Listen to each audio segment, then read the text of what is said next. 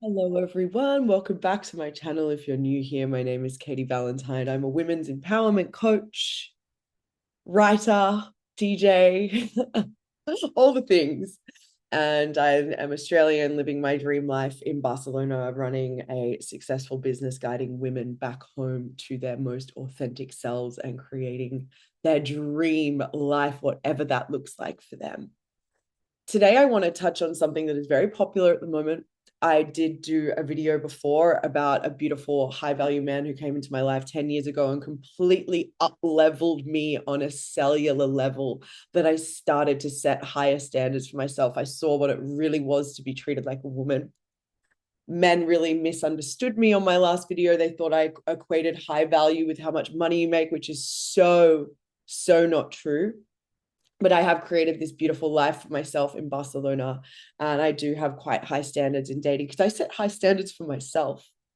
And I use the dating pool as this kind of playground of growth. I'm very detached in dating. I'm very much, if I get ghosted or if something comes up, or I always take it through shadow work. I always know that I'm the common denominator in my experiences. And I use relationship and dating as this beautiful, wonderful playground of growth. I have dated a lot of millionaires and rich men, and I've also dated throughout my DJ career a lot of DJs and artists. So I have dated on both sides of the spectrum, and I in no way go out there seeking a millionaire because I want someone to provide for me. I was in a very beautiful, safe relationship in the French Riviera 2 years ago, and this beautiful man set me up in my dream apartment with all my dream furniture. I grew and evolved. It was my first proper safe relationship. With all my body had known was chaos. And I started dating this beautiful man, and all my shit came to the surface. And in this safe, loving space, over that 2.5 years, I grew and I evolved, and eventually we grew apart because I evolved and we started to want different things, and we remained friends. And on the other spectrum, my most previous relationship, we broke up at the end of last year. A beautiful, incredible, heart-led man. And I made more money than him, and it was never a thing because he provided for me through love, through acts of affection, acts of service. So there's very different ways in which men can provide for you. It in no way means that he has to set you up in an apartment or fly you in a private jet. I've had that before. And guess what? But all those relationships I walked away from because my growth, my career, everything, like what I wanted to create for myself was far more important than the material. So let's get into it. If you are out there dating, and the dating pool can be a bit of a cesspit at the moment, I really truly understand. I have women coming to me getting ghosted, a men not committing to them after almost a year of dating, all kinds of things. And it's really important to be able to date and remain in your beautiful feminine essence, but also your feminine power. To be able to embody your feminine energy and lean into softness and receptivity, to be graceful instead of chasing and overgiving, because that just repels men, especially masculine men. When you rewire your brain and you create a safe nervous system, you do the internal work. So you go out there into the dating world and you don't let anything mean anything about you, especially when men ghost or they're talking to multiple women at once and they decide to go with someone else and they don't quite have the words or the confidence to tell you that, so they ghost. I've been ghosted a billion times, and I never ever let it mean something about me, but how I react to that. How can I remain so detached and take that feeling or that belief and whatever I make it mean about myself and take it through shadow work? I've learned to receive instead of pursue. I've repelled many men with my Capricorn masculine trying to make things happen, trying to make the dates happen. Because high value masculine men love to lead, they love to plan, they love to initiate, and they love to invest in you. Prioritizing your own pleasure and your own glow. Every time he goes, every time he pulls back, or a lot of men that I've dated before, they're just really busy. And I made it mean something about me. And now I just go focus on myself. Someone pulls out, I go get hotter. I go to the gym. I go do a hypnosis session. I go do one of my natural skincare masks. I don't put out that desperate energy out there. I just sit back and I trust in Sky Daddy, in the universe, that whatever is meant for me will never pass me by. Setting high standards and boundaries, a masculine provider man respects a woman. I said in my last video on boundaries, if a man is too sexual with me or makes a sexual comment before he's even taken me out for dinner, I put up a boundary. I put up a boundary with someone not long ago. And he said that was the way that you put up that boundary was so descriptive, but also so classy. And I really respect that. That's a woman who knows her worth and does not settle for less. Speaking and moving with elegance, speaking slowly, being intentional, not offloading all your trauma in the first date. I used to do that all the time. I'd tell them about my eating disorder and how I created this life halfway across the world and how I had this DJ career, but I did this and and I offloaded because I thought it would make me interesting, but really, men love a bit of mystery, a little bit of intrigue.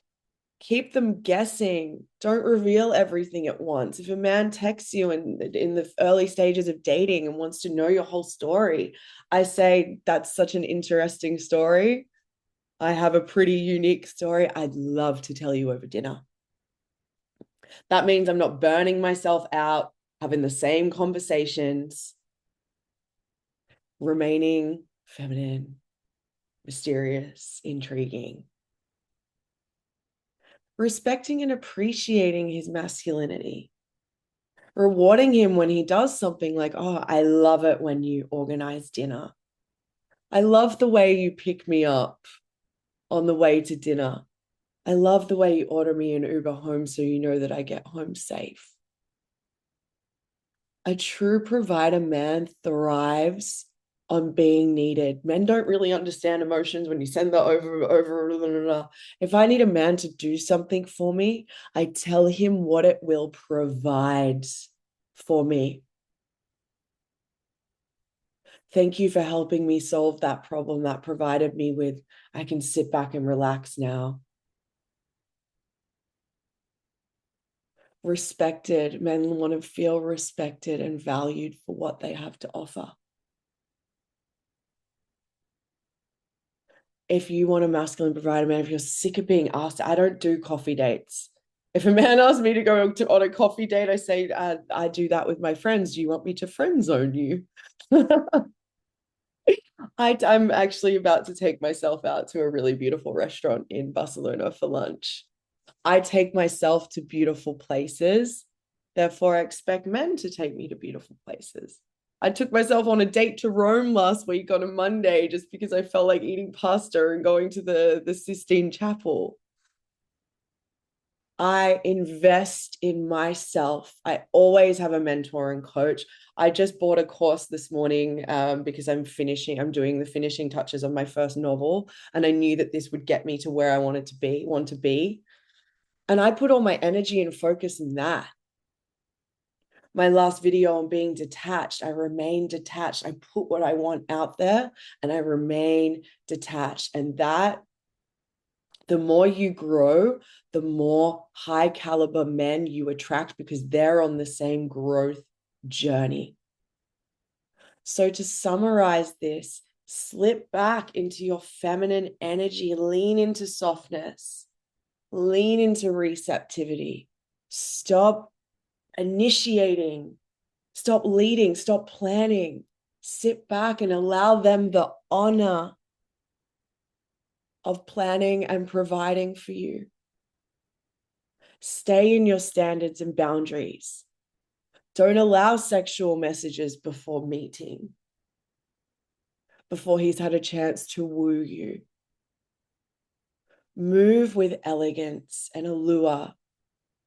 Walks. I invite you today to start to talk slower, to start to walk slower. Clean your home with intention. Start to train your nervous system how to be slow and flowy. Respect and appreciate his masculinity. Reaffirm to him what it is that you love. Closed mouths don't get fed. That's another point that I wanted to make today. I know that we're trained to expect him to come and pick us up, but ask for what you want and what you need. I'd love for you to come and pick me up. Oh, I love it when you choose the restaurant. I love it when you bring me flowers. Small things like this start to reaffirm it. And go out there while you're waiting, while you're out there dating, invest in your own growth, keep pouring into yourself, keep paying your hot tax and going to the gym and doing the face mask and doing the subconscious work, listening to guided meditations. You've got a few on my channel. And see today how you can flow in your masculine, in your feminine energy, and watch the world respond to you everywhere I go. Last week in Rome, I got a free hotel upgrade from a woman behind the desk because I was so in my feminine energy everywhere I went in Italy. If you've ever feel bad about yourself, just go to Italy because you get so much love. And everywhere I went, I received a free shot or a free cookie, or just, I was just so in my receptivity, and the whole world was responding to me. Guys, I hope this helps.